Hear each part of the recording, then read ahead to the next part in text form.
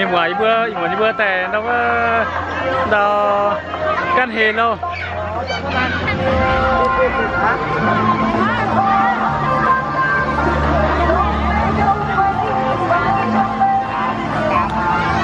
không lấy anh nom hê xe miệt sam hả ô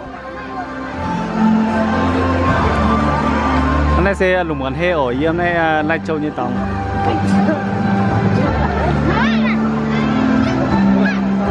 bữa tam bữa tòng bữa tụ quang sinh duy ở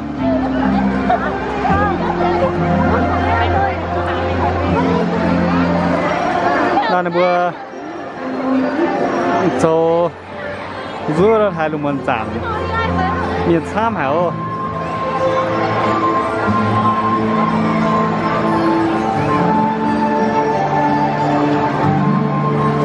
cái này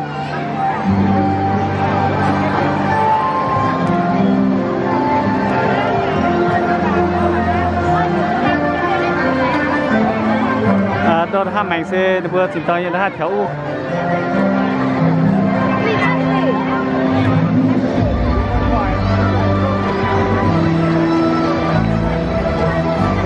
y chiều tại bữa bữa mình mới trung thế mới mảng theo ổ đây hai tàu trung nam sinh phone tại chiều hai tàu tàu bắt đầu tuổi đây bữa mày rủi ở xăm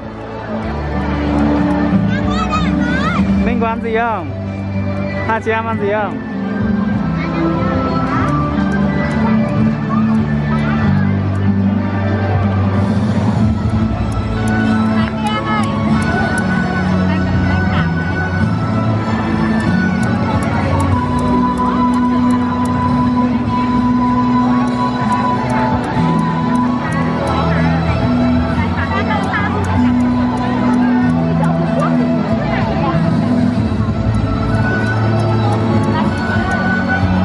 đã hai sen buat sintong khảo u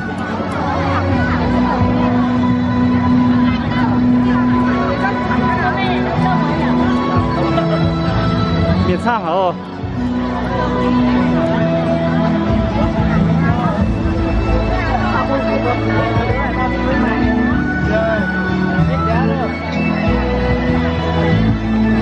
uống nước không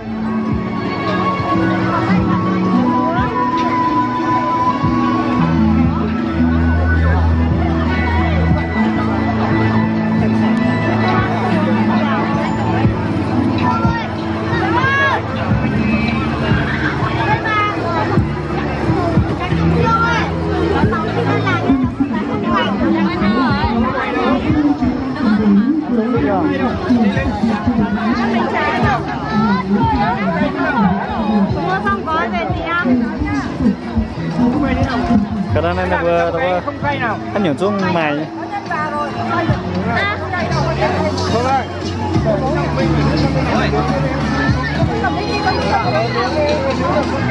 cái nào không cay nào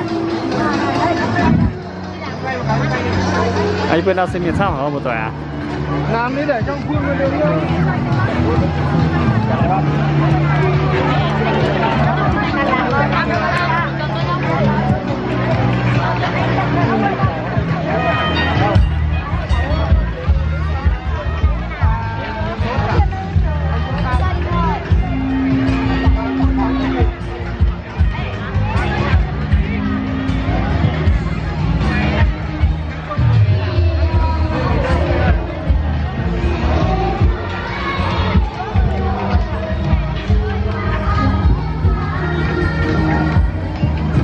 năm tàu xe máy với hai nhung miền xuống mày nhỉ mày cần xa mày yêu miền mày với phải miu chặt với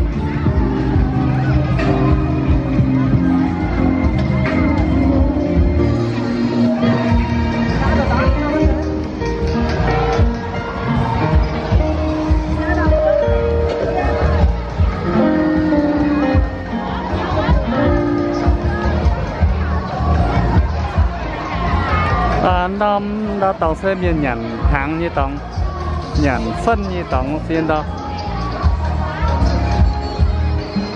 tuần hai vừa luôn hai sản nhận phân mà phiên đó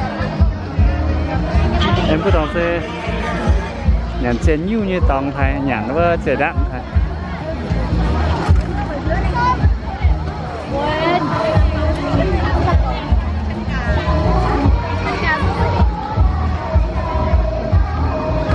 mình ăn gì không?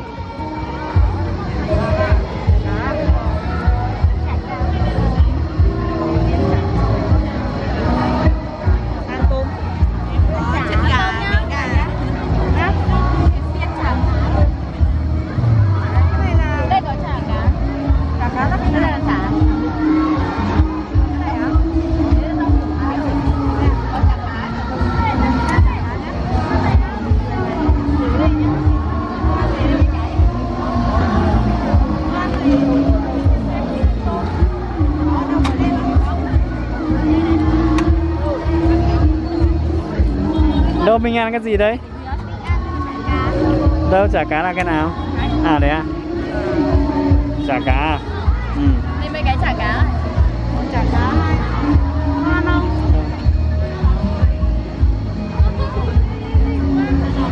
Anh chị ăn ở đây hay là mang đi ạ? Này vừa thì tao bán tê. Tôi sẽ nồng béo tốt đấy. Rau xíu rồi hổ một tòa.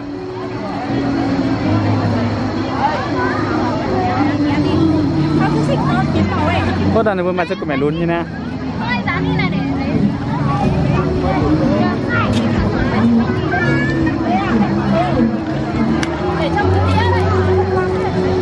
Anh đang lên YouTube à? Đúng rồi. Kênh anh là gì đấy ạ? Đang lên thì kênh chị qua đây không? Dạ.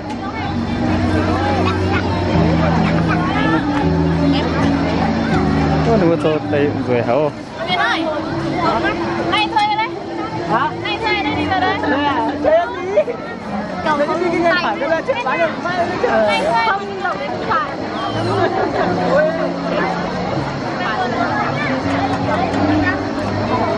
Nó tao sẽ nuôi cho cho dẻo.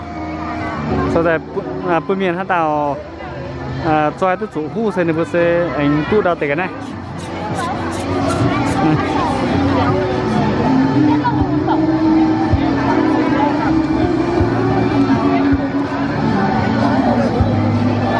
Hoa này vừa chỉ tông theo u bảo đâu có thao mình này phát là gì ở chúng bên ạ vừa chỗ đâu là vừa mặt trên music này thì chẳng này YouTube là vừa quân đâu ăn YouTube ở vừa ăn là vừa cho anh máy nhăn nè tôi thấy nó vừa máy phim co tại nhiên tại mình phát thì chiều tại ăn với Facebook vừa mình mới trong mạng hồ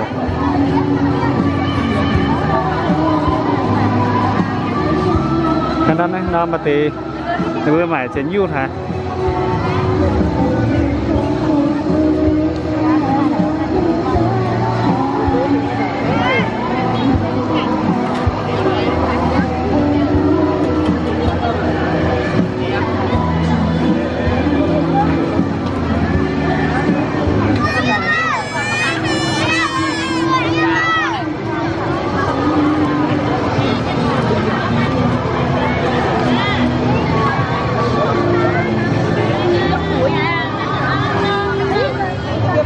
Anh biết đâu có nhiều xem là vừa có nhiều nhãn phân như tòng ha, ai vừa tòng nó vừa mình ạ, ai chiều tiết tiên đâu có nhiều, miền mình dạng cao dẻo như tòng ha, ai đó tàu phun lên, và nhãn tê, đâu rồi được chưa?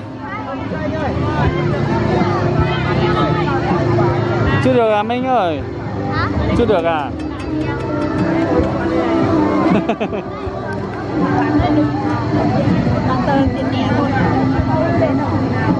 Đẹp chưa? Đẹp rồi.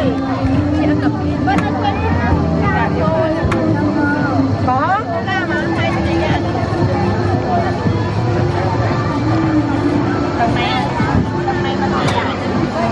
Tôi chiều tiết tiên bữa nay hả ổ lên trình bữa mình bữa chút mảng với anh mình sao dẻo ta